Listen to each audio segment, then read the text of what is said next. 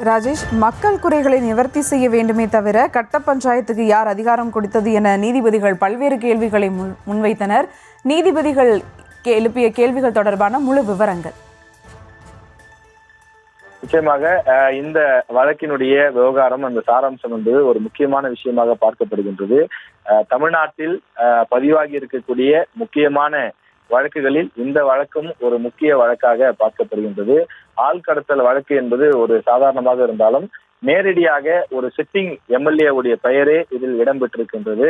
அவர் தரப்பில் இதில் எனக்கு எந்த தொடர்பும் இல்லை என்று அவர் மறுத்தாலும் கூட அவர் தற்போது நீதிமன்ற படிக்கட்டுகளை ஏற வேண்டிய ஒரு சூழல் ஏற்பட்டிருக்கின்றது. எனவே இது தமிழகம் முழுவதுமே உற்று கவனிக்கக்கூடிய ஒரு முக்கிய வழக்காகவே மாறி இருக்கின்றது. ஆள் கடத்தல் வழக்கில் புரட்சி பாரதம் கட்சியினுடைய தலைவர் பூவை ஜெகன்மூர்த்தி, ஏடிஜிபி ஜெயராம் ஆகியோர் இன்று நீதிமன்றத்திலே ஆஜராகி இருக்கக்கூடிய நிலையிலே பரபரப்பாக பல்வேறு கேள்விகளை நீதிபதி எழுப்பியிருக்கின்றார்.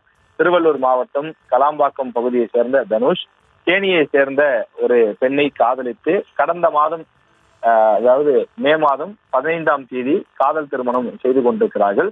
இதையடுத்து அந்த பெண் வீட்டாருக்கு ஆதரவாக கூலிப்படையின் மூலமாக தனுஷை கடத்துவதற்கு முயற்சி நடந்திருக்கின்றது. அந்த நேரத்தில் அவர் வீட்டில் இல்லாத காரணத்தால் அவரது தம்பியை கடத்தியிருப்பதாக சொல்கின்றார்கள். இந்த கடத்தல் விவகாரத்தை பொறுத்தவரையிலே மகராஜா, மணிகண்டன், கணேசன், மகேஸ்வரி உள்ளிட்ட 5 பேரை திருவள்ளூர் போலீசார் கைது செய்திருக்கிறார்கள். இந்த கடத்தலில் புரட்சி பாரதம் கட்சியினுடைய தலைவரும் சட்டமன்ற உறுப்பினருமான பூவை ஜெகன்மூர்த்திக்கு தொடர்பு இருப்பதாக புகார் எழுந்திருக்கின்றது. இந்த வழக்கில் பூவை ஜெகன்மூர்த்தியை கைது செய்வதற்காக 14ஆம் தேதி சென்னை பூந்தமல்லியை அடுத்த ஆண்டர்சன் பேட்டையில் இருக்கக்கூடிய அவரது இல்லத்திற்கு போலீசார் சென்றனர். ஆனால் அவர் வீட்டில் அந்த நேரத்தில் இல்லை. இந்த நிலையிலேதான் தலைமறைவாக இருக்கக்கூடிய பூவை ஜெகன்மூர்த்தி முன் அவர் ஆஜராக வேண்டும் என்று தெரிவிக்கப்பட்டிருந்தது. அவர் முன்ஜாமீன் கோரி சென்னை உயர்நீதிமன்றத்திலே மனு தாக்கல் செய்திருந்த நிலையில் இந்த வழக்கினுடைய அந்த விசாரணை நீதிபதி வேல்முருகன் அவர்கள் முன்பு இன்று காலையிலே விசாரணைக்கு வந்தது. பூவை ஜெகன்மூர்த்தி தரப்பில் சொல்லப்பட்டது என்னவென்றால், கடத்தல் சம்பவத்தில் எனக்கு எந்த விதமான ஒரு தொடர்பும் கிடையாது, எனக்கு எதிராக யாரும் எந்த புகாரும் கொடுக்கவில்லை, பொய்யான குற்றச்சாட்டுகள் காரணமாக காவல்துறை திட்டமிட்டே அரசியல் காரணங்களுக்காக என்னை கைது செய்ய முயற்சி செய்கின்றது, காவல்துறை தேடி வருவதால் எனக்கு முன்ஜாமீன் வழங்க வேண்டும் என்று அவர் தரப்பில் கோரிக்கை வைக்கப்பட்டது. அதே நேரத்தில் காவல்துறை தரப்பில் இந்த வழக்கில் கைது செய்யப்பட்டுள்ள 5 பேருடைய வாக்குமூலத்தின் அடிப்படையில் தான் நாங்கள் பூவை ஜெகன்மூர்த்தியை நெருங்கி இருக்கின்றோம், எனவே அவரிடம் மேற்கொண்டு விசாரணை செய்ய வேண்டிய தேவை இருக்கின்றது. இதில் இடம்பெற்றிருக்கக்கூடிய மகேஸ்வரி மற்ற அந்த சிலர் அவர்களுடன் பேசும்போது, வழக்கறிஞர்கள் உள்ளிட்டவரும் பேசும்போது அவர்கள் பூவை ஜெகன்மூர்த்தியை தான் கை காட்டுகிறார்கள், அவர்தான் இந்த கடத்தலுக்கு முக்கிய மூளையாக செயல்பட்டவர், அவருடைய அறிவுறுத்தலின் பேரில் தான் இந்த கடத்தலையே நாங்கள் மேற்கொண்டோம் என்று அவர்கள் தெரிவித்திருக்கிறார்கள். எனவே அந்த அடிப்படையிலே தான் நாங்கள் இந்த விசாரணைக்காக எடுத்துக்கொண்டிருக்கிறோம். எனவே ஜெகன்மூர்த்தி விசாரணைக்கு ஒத்துழைக்க வேண்டும் காவல்துறை தரப்பிலே தெரிவிக்கப்பட்டிருக்கின்றது. கைது செய்யப்பட்ட மகேஸ்வரி பூவை ஜெகன்மூர்த்தியிடம் பேசியிருக்கிறார் என்றும் அதற்கான ஆதாரங்கள் தங்களிடம் இருப்பதாகவும் தொலைபேசி ஆதாரங்களையும் நீதிமன்றத்திலே காவல்துறை சமர்ப்பித்திருக்கின்றது.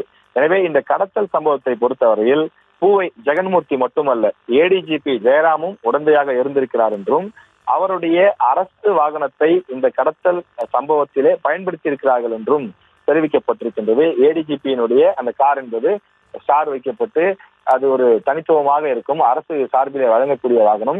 எனவே அந்த வாகனத்தை இந்த சம்பவத்துக்கு பயன்படுத்தி இருக்கிறார்கள் என்று சொன்னால் அது மிகப்பெரிய ஒரு குற்றமாக பார்க்கப்பட வேண்டும். அவருடைய நேரடி சப்போர்ட் என்பதை தாண்டி அவருடைய வாகனத்தையும் அரசு சார்பில் அவர் காவல் பணிக்காக, மக்கள் பாதுகாப்பு பணிக்காக வழங்கப்பட்ட அந்த காரை இது போன்ற இல்லீகல் குற்றத்திற்காக, ஆள் கடத்தல் சம்பவத்திற்காக ஒரு ஏடிஜிபி தன்னுடைய காரை பயன்படுத்தியிருக்கிறார் என்று சொன்னால் அது ஒரு மிகப்பெரிய குற்றம் என்று சொல்லி பல்வேறு விஷயங்கள் வாதங்களாக வைக்கப்பட்டிருக்கின்றது. எனவே பூவை ஜெகன்மூர்த்தியை கைது செய்ய வேண்டிய அவசியம் ஏற்பட்டிருப்பதாகவும் காவல்துறை தரப்பிலே காலையில் நீதிமன்றத்தில் தெரிவிக்கப்பட்டது. இந்த நிலையில்தான் நீதிபதி ஏடிஜிபியும் அதே போல பூவை ஜெகன்மூர்த்தியும் கட்டாயம் நேரில் ஆஜராக வேண்டும் என்று நீதிபதி உத்தரவிட்டிருந்தார். 2:30 மணிக்கு வர வேண்டும் என சொல்லப்பட்ட நிலையில ஏடிஜிபி ஜெயராம் மற்றும் பூவை ஜெகன்மூர்த்தி இருவருமே நீதிமன்ற வளாகத்துக்கு வந்திருந்தார்கள். நீதிபதி முன்னால் ஆஜரானார்கள். அவர்கள் இருவரும் ஆஜராகாவிட்டால் உடனடியாக கைது செய்ய வேண்டி வரும் என்றும் நீதிபதி காலையிலே எச்சரிக்கை விடுத்திருந்தார். இந்த நிலையில்தான் தற்போது ஆஜராகி இருக்கிறார்கள். ஜெகன்மூர்த்தியை பொறுத்தவரையிலே அவரிடம் நீதிபதி சரமாரியாக பல்வேறு கேள்விகளை எழுப்பினார். நீங்கள் எதற்காக இந்த சம்பவத்தில் ஈடுபட்டீர்கள்? நேரடியாக இந்த சம்பவத்தில் நீங்கள் ஈடுபடவில்லை என்று சொன்னாலும் உங்களது பெயர் பயன்படுத்தப்பட்டிருக்கிறதே, அதுவும் கூட குற்றம்தானே என்றும் கேள்வி எழுப்பியிருக்கிறார்கள். அவர் யார்? எந்த ஊரை சேர்ந்தவர்? அவர் எத்தனை வருஷமாக இந்த கட்சியை வைத்து நடத்தி கொண்டிருக்கிறார்? எந்த தொகுதியில் நின்று போட்டியிட்டார்? எத்தனை வாக்குகள் வித்தியாசத்தில் வெற்றி பெற்றார்? மக்கள் எதற்காக உங்களுக்கு வாக்களித்தார்கள்? மக்களுடைய சேவை செய்வதற்காக தானே உங்களுக்கு வாக்களித்தார்கள் என்று பல கேள்விகளை நீதிபதி சரமாரியாக கேள்வி எழுப்பியிருக்கின்றார். இந்த கேள்வி எல்லாம் முடிந்து தற்போது நீதிபதி இறுதியாக ஒரு தீர்ப்பு போன்ற ஒரு விஷயத்தையும் சொல்லியிருக்கின்றார்.